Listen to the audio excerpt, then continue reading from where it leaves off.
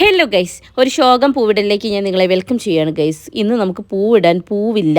ഇന്നലെ വൈശാഖനും അച്ഛനും ഒരേപോലെ മറന്നു പോയിരിക്കുന്നു വാങ്ങിക്കാൻ വേണ്ടിയിട്ട്. അപ്പോൾ ഉള്ളത് വെച്ചിട്ട് ഓണം പോലെ എന്ന് പറഞ്ഞാൽ ഞാൻ തുളസിയിൽ സ്റ്റാർട്ട് ചെയ്യാണ്.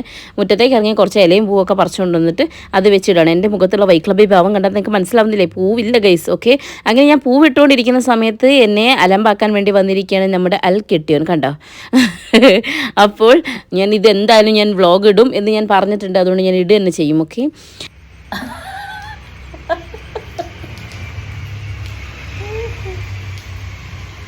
അപ്പോൾ ഇതാണ് നമ്മുടെ പൂക്കളത്തിൻ്റെ അവസ്ഥ. അസംബ്ലിക്ക് പിള്ളേരെ നിർത്തുന്ന പോലെ ഒരു കൈ വിട്ടാണ് എല്ലാവരും നിർത്തിയിരിക്കുന്നത് കേട്ടോ. ഉള്ള പൂ വെച്ചിട്ടൊക്കെ എങ്ങനെയാണ് അഡ്ജസ്റ്റ് ചെയ്തത്? നാളത്തേക്ക് പൂ വാങ്ങിച്ചേ പറ്റുള്ളൂ.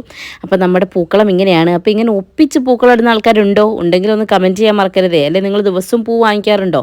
തൽക്കാലം ഇന്ന് ഇങ്ങനെ മതി, അല്ലാതെ നമ്മൾ എന്ത് ചെയ്യാനല്ലേ. അപ്പോൾ ലാസ്റ്റ് ഫൈനൽ ലുക്ക് ഞാൻ നിങ്ങൾക്ക് കാണിച്ചിട്ട് ഇതാണ് മക്കളെ ഇന്നത്തെ പൂക്കളം. ഓക്കെ, അപ്പോൾ ടാറ്റാ.